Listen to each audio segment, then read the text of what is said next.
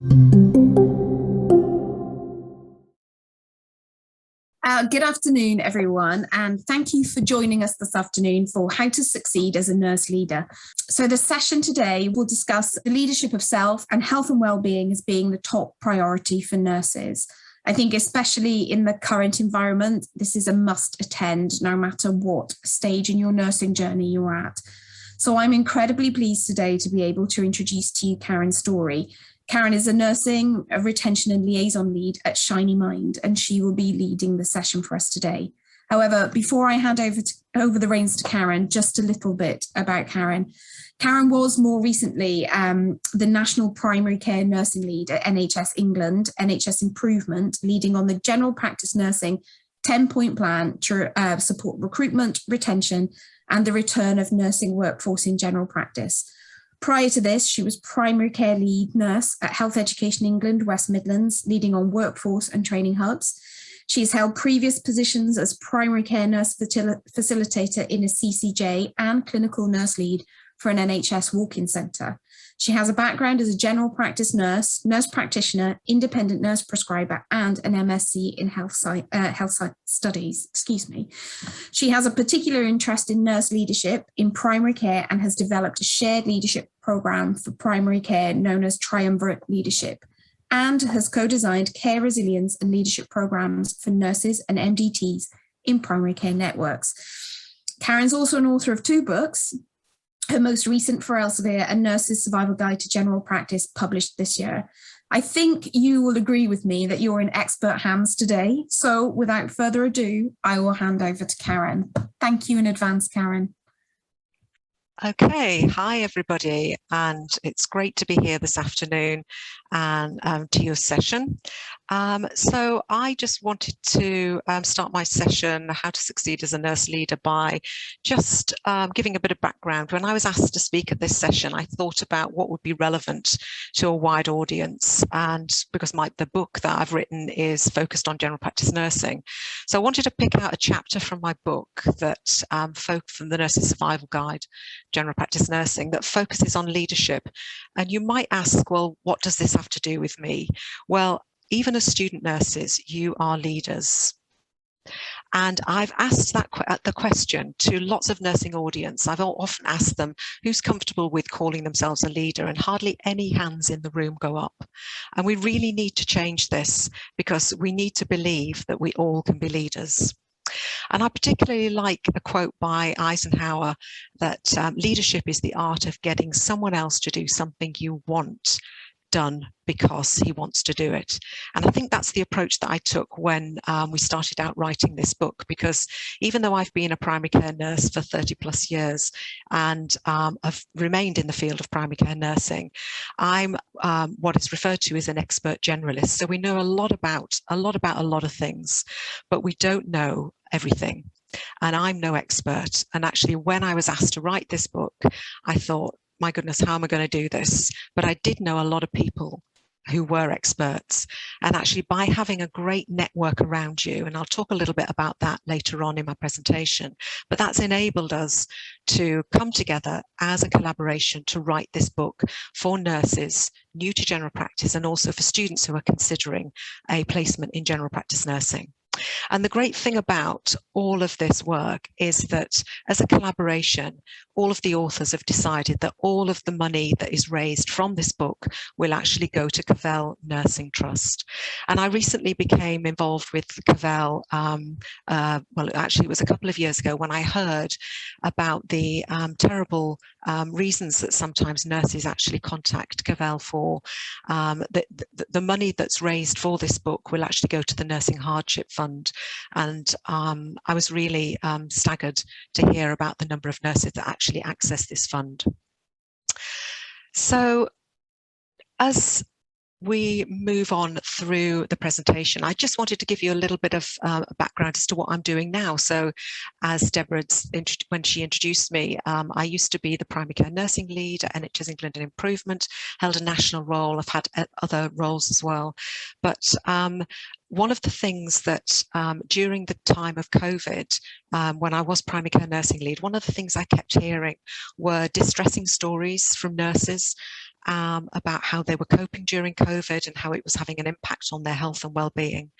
And actually, in particular, stories about nurses that are feeling burnt out and stressed and actually wanting to leave the profession. And I'm now in a very fortunate position that I've been able to go on secondment to the organisation Shiny Minds, where we are tackling some of these issues. And so what we're doing at Shiny Minds is to develop digital resources in the form of an app that nurses can have on their phones that they can use on a day-to-day basis to maintain their resilience and to maintain their health and well-being. But before we go on to talk about some of those things, I just wanted to give you a little bit of background to me. So this is a picture of me as a student nurse back in the 80s, a long time ago, when we did things differently. But this is me nonetheless. As a student nurse, the great opportunity that I had was that I was able to have a placement on the community. And I went out on placement with the district nurse, and actually from this moment I decided that that's probably what I wanted to do for the rest of my career. I wanted to work outside of the hospital setting. I wanted to work in community and in primary care in particular. And I started out as a newly qualified nurse in general practice. I know that's unheard of, but it did happen for me all those years ago, and it's still something that we're trying to promote today. But actually, along my journey, I want to talk today about a time when my resilience cup was empty. So doing all of this great stuff, and had a great career, and then went to work in an NHS walk-in centre. And it was at this time, and I'd say I was probably at the peak of my career here as a clinician, because I was the clinical lead nurse for the walk-in centre. I was studying from my MSc. I was doing my independent nurse prescribing. I was the lead for the walk-in centre. I was the manager as well as the clinical lead. I was also a mum to 3 teenage girls, and juggling everything. And I think this was probably a time when I was trying to do it all. My cup was definitely emptying. And instead of enjoying a job that I'd loved, I started to feel resentful. I started to dread going to work. And actually, when there was an opportunity presented to me, my husband said to me, there's a chance that we can go and work abroad. What do you think? I had no hesitation in actually doing it, and I left my job and went to live abroad for a couple of years. And actually, when it came round to my registration being renewed, I did think twice about renewing it. Terrible situation to be in, because actually, with some time out and recuperation, I got my energy back and decided that I really wanted to return to nursing, a profession that I loved. And that's what I did. So I started back out on my career again, and actually I've achieved some great things. So Deborah mentioned I worked at Health Education England, and some of these resources here at the bottom of my presentation show that some of the policy documents that I was able to work on and influence, and a great opportunity that was. And that's led to other opportunities where I've actually had the opportunity to work collaboratively with some fantastic health professionals, and we have written books that can then help and other nurses in their profession, but also leave a bit of a legacy to my career in nursing. So I wanted to talk about you. I wanted to talk about you as a leader, as a future leader in nursing, and what you can do to make time for yourself. Because as nurses, as nurse leaders, we don't often think about ourselves. And as health professionals, we constantly give to others of our time, our support, empathy, or vast knowledge. And research has shown that over the long term, working in this way does have a personal cost. And it can result in burnout, desensitization, health issues to the caregiver. And it actually starts to manifest itself in poor care to patients. And we know that before COVID, we were all working really hard, but actually since COVID, and hearing from nurses how even harder they were working and how they were feeling exhausted and thinking of leaving the profession, as I mentioned earlier, this really has made this an urgent situation for all of us. And we really need to start thinking about how we can keep our resilience cup topped up so that we don't end up pouring from an empty cup. And I've put some resources here on the slide that you can go away and have a look at this in detail if you want to know more about this, if you needed convincing, but there's lots and lots of evidence to support this.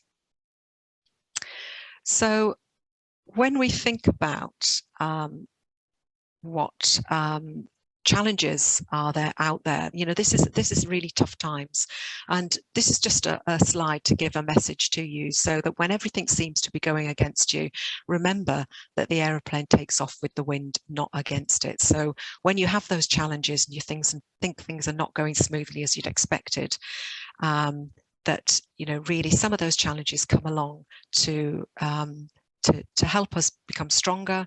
And if you can develop that resilience to not let those things get you down, then you can carry on with your profession and doing great things.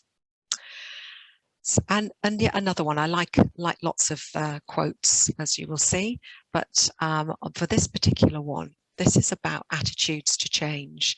So as the quote says here, it's not the strongest of the species that survive, nor the most intelligent, but rather those that are most adaptable to change.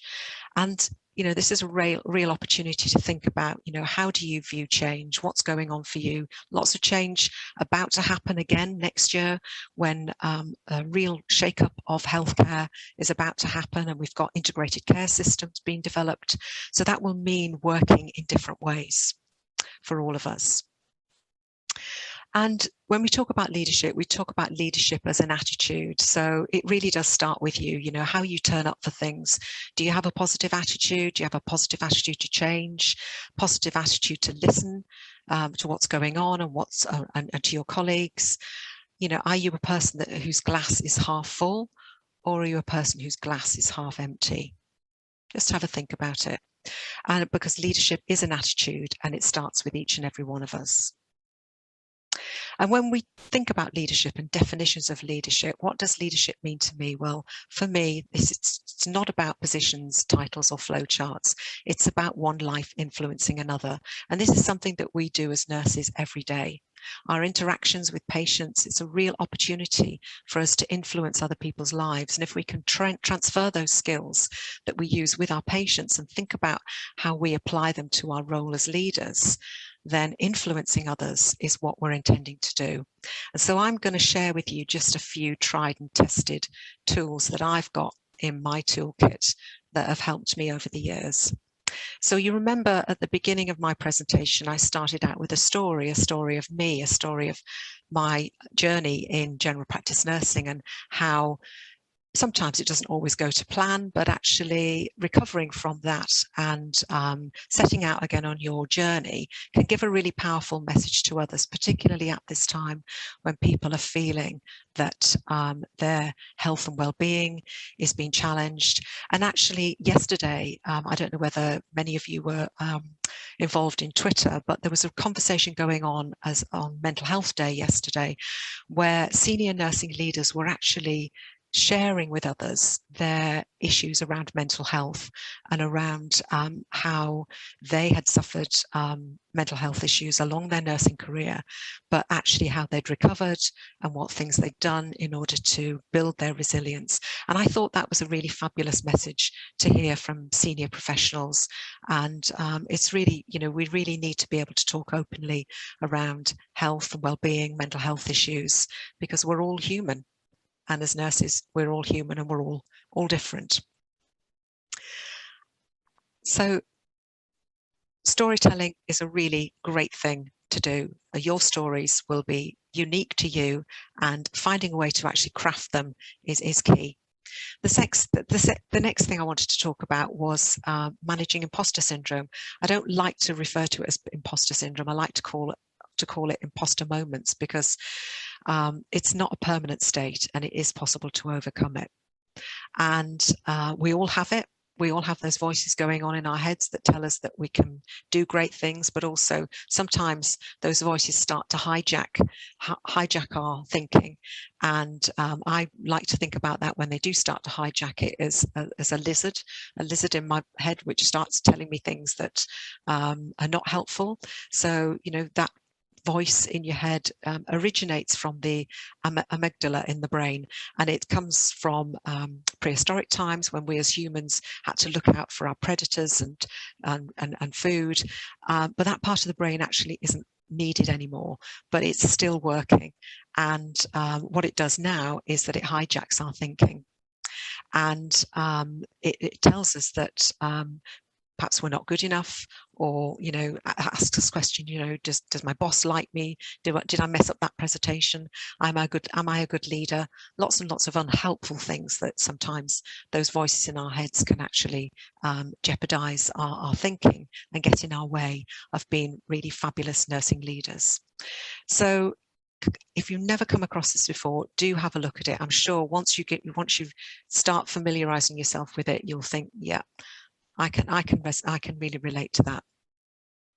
And then the next thing I'd like to share with you is the power of networks. So if it hadn't have been for being connected on Twitter to some fabulous people, we would never have been able to write this book. So I owe a great deal to a colleague, Brian Dolan, Professor Brian Dolan, who's written a book also in the series of the Nurses Survival Guides around leadership and management on the ward. That was Brian's book that he wrote in collaboration with another colleague. But it was Brian that actually presented me the opportunity, introducing me to Elsevier, who then made this book happen. And again, through the power of networks, I was able to collaborate with colleagues, with experts in the field, so that we could get chapter authors to write their unique chapters for the book. So if you haven't got a network, I would really suggest that you start building a network around you. Now, this could be a face-to-face network, it could be a Facebook network, it could be a Twitter network. I particularly like Twitter. Lots and lots of people, lots of nurses use Twitter. Lots of professionals use Twitter, and it's a great way of connecting with like-minded people, and it's motivational as well, and it builds resilience, because when you see that other people are experiencing things like as you are, or they're doing some fabulous things that you want to get involved in, that's a great motivator. And so networks are really useful things to belong to. And so finally then, I just wanted to give that message, reinforce that message to you, that leadership starts with you. It starts with you, your attitude, your view of leadership, your inclusivity around leadership, and your belief that you are a leader. And of course, the first thing about leadership is looking after self. And as you start out on your nursing career, I want you to remember that the priority here is to look after yourself so that you can look after your patients. Thank you. Thank you so much, Karen. I thought that was really great advice for students out there, really insightful. What really struck me was from talking about your own experience and you also talking about the conversations that were happening yesterday on social media, is that the journey isn't always linear, that sometimes there can be bumps in the road, but they can often be things that help you going forward. And I think that's really great advice. I think for possibly many students might think that this is what happens in people's career I can't even say it, trajectory. There we go. And that's not always the case. And I really also wanted to pick up on the great advice on overcoming those imposter moments that you mentioned, like reflecting on accomplishments, which I think people can often just overlook and focus on the negatives, as you were saying. So that feels like a really positive kind of practical thing that, you know, we can all do to help us, to remind us, you know, the things that we've achieved. I've got a few questions, if you wouldn't mind, Karen, just answering for us. So I'm going to start with this one, and this is assuming that you do have imposter moments, but the question is, how do you manage your own imposter syndrome? So one of the things that I do have, and I was given to me, what was given to me by my current boss, Beck Howard at Shiny Minds, actually, is a happiness box. So whenever there are great things that happen in the day, and or you've achieved something, just writing a note and popping that into a box is really helpful, so that on those days when things are not going so good, you can open the box and look at all the fabulous things that you've managed to achieve. And a simpler version of that is to actually just write a list of all the great things that you've done, that you've achieved, not necessarily in the last week if things are not going so good for you, but certainly over the last month or the last year. Think about all of those positive things that have happened, and those, looking back at those great accomplishments really help to put things into perspective. The other thing is about taking time for I talk about keeping that emotional resilience cup topped up, but looking after your physical health as well as your mental health. We know that the mind affects the body and the body affects the mind, and by staying well, sleeping well, exercising, eating well, not too much of the other things, alcohol, etc. Those are the things that will help keep you fit and well. That's great. Thank you, Karen. I love the idea of the happiness box. As you said, it's quite a sort of similar idea to the list, but almost something a bit kind of like giving yourself a present, dipping in and pulling one of those out. I think that sounds great. If I'm going to go back to the first question that was asked, the person on the line has said, I don't feel like I'm a leader. Do you really think that it's possible for everyone to be a leader? Well, I think if you use that definition that I quoted around, it's not about positions, titles, or flowcharts. It's about one life influencing another. Mm-hmm. If you take it back to that definition, then that means that everybody can be a leader, because we all influence people, whether that is members of our family or our friends or our patients. And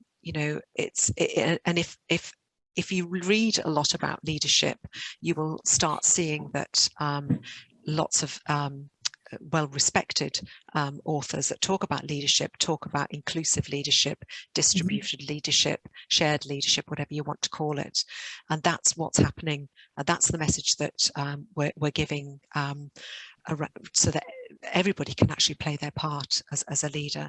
If as a student nurse you see great things that are happening in practice with others, actually, sharing that with others is a great way of spreading great stuff. Equally, if you see things that are not quite as they should be, raising that concern or issue is a way of you actually playing your part as a leader, taking those initiatives, stepping forward to challenge things or to promote things that are working well, is a sign of leadership. And it is about influencing others. And surely when you're having those conversations with your colleagues, with members of your team, and peers, you are influencing each other. So using that definition, I think for me that takes it back to the basics. That's great. Thank you, Karen. Another question's just come in. Do you have any strategies for building emotional resilience? Yeah, I mentioned physical health. So I do try to run every day. I'm not a particularly fast runner, but I like to start the day with a run. And I think, well, if I can get up that hill, then I'm sure I can take the challenge when it comes to me in the day. So physical health, I think, is really important. If you can get outside, you don't have to run, you can go for a walk, be in nature. There's lots of evidence now around, being out in the countryside or by just getting outside in the fresh air is a really great way of restoring energy and well-being. And certainly that's an awful lot of what we've been talking about the last year within NHS England Improvement, is around what can we do to support our staff. And a lot of calls that I've been, and a lot of Teams calls that I've been on that talk about health and well-being have been around, helping individuals to take regular breaks, to look after themselves. This is really top priority for the CNO, Ruth May, in her role as the Chief Nursing Officer. Yeah, Karen, I guess that goes back to what you said in your presentation about not being able to pour from the empty cup. If you don't make sure that you're like your cup is full, it makes it harder for you to help others. And there isn't much in the job of being a nurse, I would think, that isn't to do with helping others. So it is something, you really need to take care of yourself. Yourself. I mean, it's very much like that, that advice you get when you're on a plane, put your oxygen mask on first before you help others. That's exactly what we're suggesting that nurses do. And I think certainly, when I reflect back on my career, we didn't really look after ourselves. Ourselves weren't top priority. And for some nurses, it still might exist that, that they would consider their patients before themselves. But I think what the evidence is showing, that by continuing to do that, we're getting an awful lot of unwell, burnt out nurses that, it's just not sustainable. No.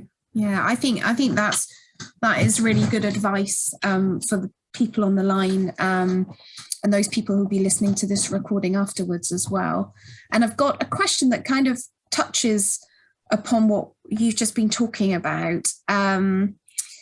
Somebody saying, when the workload is heavy, I can really feel under pressure, and I'm worried about how this will be when I'm a registered nurse. Do you have any advice? So I guess that goes a little bit back to what you were just saying. I would say, speak to somebody about it from the outset. Don't let it build up. I'm sure your mentor, your supervisor, your lead nurse in your workplace would be only too happy to help if this is how you're feeling. And actually, why not be open about how you're feeling?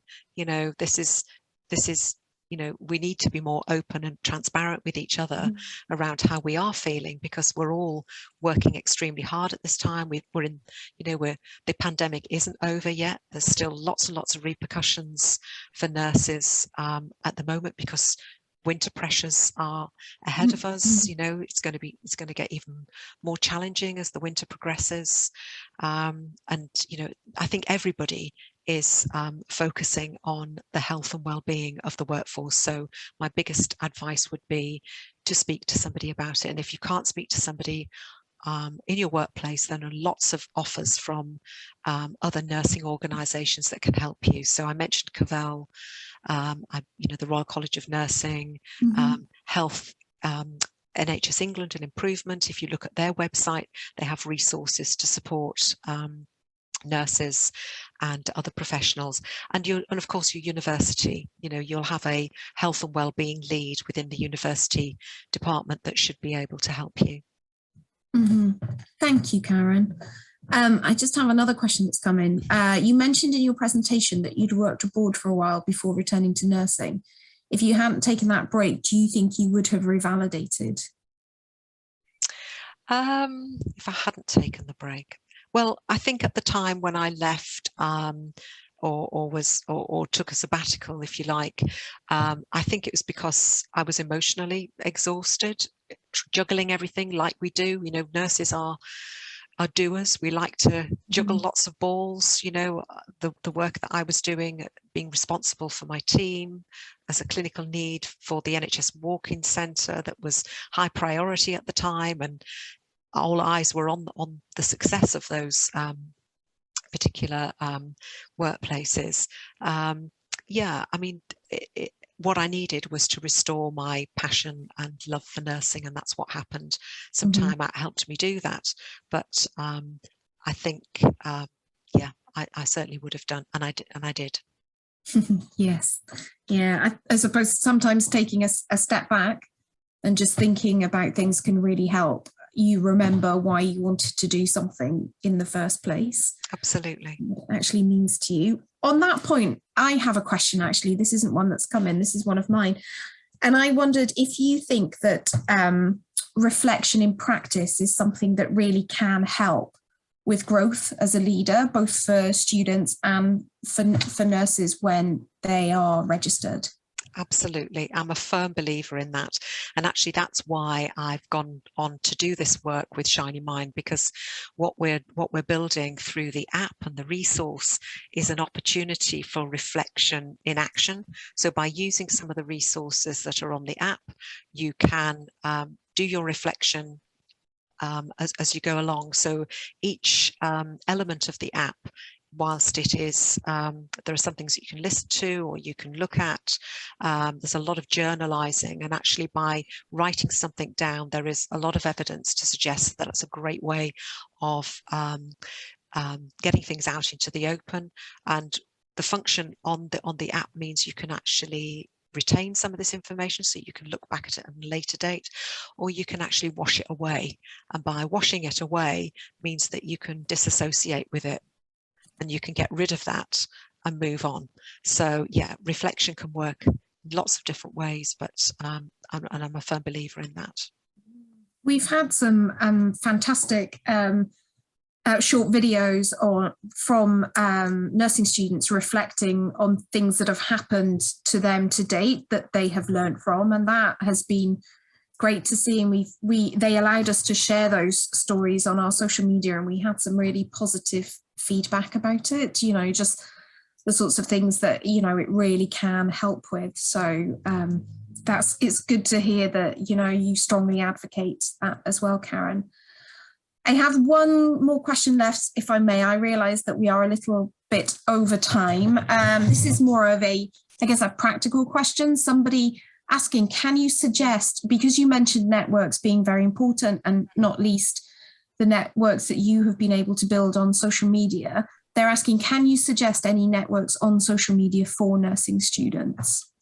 So there are several. I suppose it depends if you wanted a network that focused on a particular area of nursing. So one of the networks that I was involved in my previous role was a network, the General Practice Nursing Student Nursing Network. So it was at GPN SNN, and they're an active network of nursing students and registered nurses, fairly newly qualified nurses, who really promote the placements and careers in general practice nursing. But the Royal College of Nursing also have a student nursing network. I think actually just searching on social media, on forums like Twitter and Facebook, then you should be able to come across a network and a group. That's great. Thank you, Karen. And I've made a note of those as well, so that we can include them in the email that goes out after the session, just to remind people. So I appreciate we're at time, and I just then really wanted to say a huge thank you to you for giving up your time. I know how very busy you are, so we really do appreciate you sharing some of your time with us today and sharing some of your experience and thoughts with the students. I think there's been some really invaluable advice, and we do really appreciate it. You're welcome. And I wish everybody all the best with studies, with careers, and yeah, look after yourself, because we need you. Thank you, Karen. Bye-bye. Bye. Bye-bye.